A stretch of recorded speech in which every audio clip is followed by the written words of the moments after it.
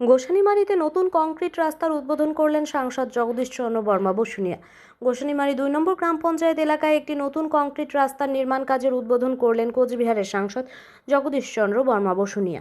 এই প্রকল্পের অধীনে আসেম আলী মিয়ার বাড়ি থেকে দীনবন্ধু দাশের বাড়ি পর্যন্ত এবং বড় নাটাবাড়ি প্রাইমারি স্কুল থেকে মাল্লির বাজার মোট 3245 কিলোমিটার দীর্ঘ কংক্রিট রাস্তা নির্মিত হবে বলে জানা গেছে। জানা যাচ্ছে রাস্তার প্রস্থ থাকবে 2.5 মিটার। পুরো প্রকল্পের ব্যয় ধরা হয়েছে 1,21,41,598 টাকা এবং নির্ধারিত 420 দিনের মধ্যে কাজ সম্পূর্ণ করার লক্ষ্য নেওয়া হয়েছে। উপস্থিত এলাকাবাসী সাংসদের হাত দিয়ে এই উন্নয়নমূলক প্রকল্পের সূচনা হওয়ায় আনন্দ প্রকাশ করেছেন। কোচবিহারের সাংসদ জগদীশ চন্দ্র বর্মা বসুনিয়া জানান, উত্তরবঙ্গ উন্নয়ন মন্ত্রকের অধীনে এই রাস্তা নির্মাণ হচ্ছে। 1,21,41,598 টাকা ব্যয়। এতে এলাকার জনগণ খুশি। শুধু কোচবিহারে নয়, আমরা সারা পশ্চিমবঙ্গে সারা জায়গায় উন্নয়ন দপ্তর থেকে শুরু করে পথশ্রী, বিধায়ক, সাংসদ তহবিল থেকে রাস্তা নির্মাণ করছি।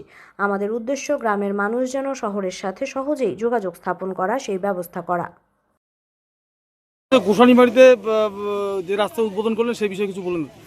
গোসানিমারীতে উত্তরবঙ্গ উন্নয়ন দপ্তরের আর্থিক অনুকূল নেই, প্রায় 3.25 কিলোমিটার সিসি রোড, যার ব্যয় 1,21,41,000 টাকা এবং যেটা 8.5 ফিট চওড়া হবে রাস্তাটা।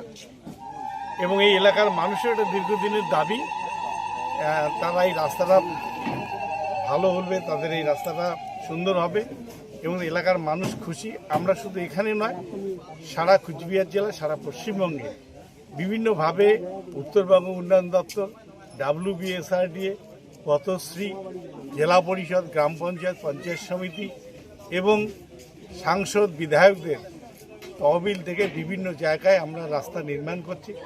আমাদের সরকারের মূল লক্ষ্য গ্রামের মানুষের কানেক্টিভিটিটাকে বাড়ানো, গ্রামের মানুষ সহজেই যাতে শহরের সঙ্গে যোগাযোগ করতে পারে, তার জন্য গ্রামীণ কানেক্টিভিটি বাড়ানোর ক্ষেত্রে আমরা উল্লেখযোগ্যভাবে জোর দিয়েছি। এবং এই গোসানিমারী 2 অঞ্চল আমরা এর আগে উত্তরবঙ্গ উন্নয়ন দপ্তরের আর্থিক আনুকূল্যে প্রায় সবচেয়ে বড় 7.5 কিলোমিটার পেভার ব্লক রাস্তা তৈরি করেছি, যে রাস্তা আমাদের সামনেই আছে। এবং এইভাবে গোটা উত্তরবঙ্গ জুড়েই উত্তরবঙ্গ উন্নয়ন দপ্তরের বিভিন্ন কাজ হচ্ছে।